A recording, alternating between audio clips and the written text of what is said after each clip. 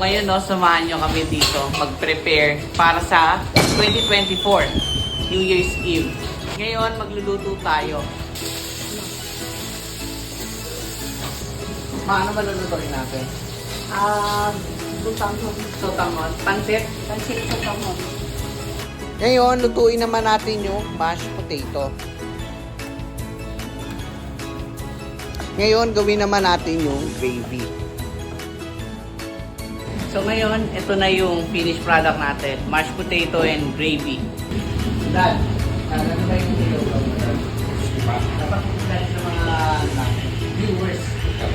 Ito ba dati yung ano natin? Handa natin. Ito handa namin, oh. Luto ni Daddy, oh.